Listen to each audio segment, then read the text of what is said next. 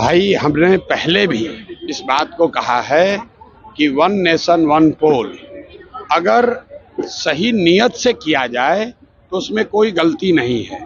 देश में आज़ादी के बाद वन नेशन वन पोल 1965 तक था, लेकिन अगर वो इस नियत से किया जा रहा है कि जब हमारी हवा है तो जल्दी से सारा इलेक्शन एक साथ करा लो और जब हवा नहीं है तो अलग अलग करा लो।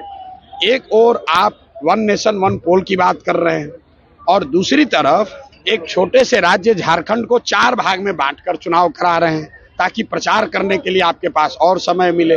तो ये दोनों बात साथ में नहीं चल सकती है। ये दिखाता है कि ये सिर्फ इस बात के लिए इसको तैयार किया जा रहा है कि अगर उनको लगे कि भाजपा की हवा बन गई तो एक ही बार पूरे देश में चुनाव करा ले। ये गलत नियत से किया जा रहा है। उस कॉन्सेप्ट में कोई गलती नहीं है।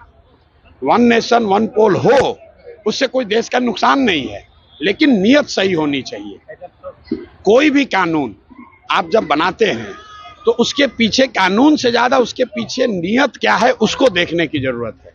नियत अगर किसी कौम को टारगेट करना है, नियत अगर किसी को डराना है, नियत आपको अपना पॉलिटिकल फायदा लेना है तो उसको देखने की जरूरत है। और मुझे ऐसा लग रहा है कि भाजपा के लोग वन नेशन वन पोल, अभी जब ये जीत कर आए लोकसभा में सीटें कम हो गई तो वन नेशन वन पोल की बात नहीं कर रहे थे। जैसे ही हरियाणा हो गया तब फिर वन नेशन वन पोल चालू हो गया। तो आप अगर देश के हित में है तो कीजिए, लेकिन अगर देश के हित में है तो चाहे आप हारे या जीते, दोनों ही परिस्थिति में हित में है। अपने हार जीत से जोड़कर उसको देश पर ना थोपे, ये बात है। सर, ये बेला और इमामगंज में क्या पोजीशन में है जन? भाई आप देख लीजिए, आप जनता का मूड आप देख लीजिए। हम क्या बोले, हम तो आज आए हैं, आप लोग यहाँ के पत्रकार हैं, आपको बेहतर समझ है। मैं ऐसा समझता हूँ कि चारों विधानसभा में कम से कम बेला में रिकॉर्ड मत से जनसुराज का प्रत्याशी जीत कर आएगा। सर, प्रत्याशी को लेकर कई तरह के सवाल उठ रहे हैं। क्या जनसुराज ने पढ़े लिखे व्यक्तियों को दे दिया है, इंटर पास डॉक्टर? मेरे भाई ऐसा है, जनसुराज का जो स्लोगन है, सही लोग, सही सोच और सामूहिक प्रयास। हमारा कमिटमेंट है सही आदमी को टिकट देना। सही का पैमाना क्या है? वो डिग्री नहीं है।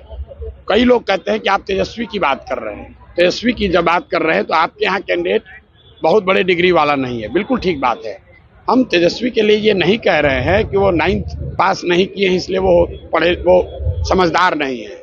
हम दूसरी बात कह रहे हैं, कई बार आर्थिक सामाजिक परिस्थिति की वजह से आप पढ़ाई नहीं कर पाते हैं। कामराज इतने बड़े लीडर थे तमिलनाडु में, वो पढ़ाई नहीं कर पाए। क्यों?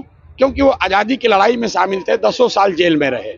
लेकिन जब आपके माँ बाप मुख्यमंत्री रहे हैं और तब आप 9वां पास नहीं किए तो ये दिखाता है, आपकी क्षमता से ज्यादा ये दिखाता है कि शिक्षा को लेकर आपका नजरिया क्या है, शिक्षा को लेकर आपकी सोच क्या है।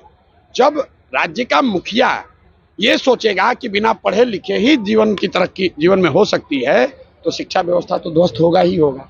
तो दोनों का फर्क समझिए। डिग्री होने मात्र से आप बहुत होशियार नहीं होते हैं, लेकिन शिक्षा के प्रति आपकी सोच अच्छी होनी चाहिए। हम लोग के बाप दादा बहुत ऐसे परिवारों में लोग हैं जो खुद पढ़े लिखे नहीं थे। बूढ़े लोग, दादी आपकी, आपके बाबा खटिया पर लालटेन लेकर लोग बैठते थे बच्चों को पढ़ाने के लिए। वो खुद नहीं पढ़े लिखे थे, लेकिन शिक्षा की महत्ता को समझते थे। तेजस्वी यादव के, लालू यादव के परिवार में दिक्कत ये है कि ये शिक्षा की महत्ता को नहीं समझते हैं और लालू नीतीश के राज में पूरे बिहार को इन दोनों लोगों ने मिलकर अनपढ़ बना दिया है और मजदूरों की फैक्ट्री बना दिया है। जब बच्चे पढ़ेंगे नहीं तो फिर उनका भला होगा कैसे?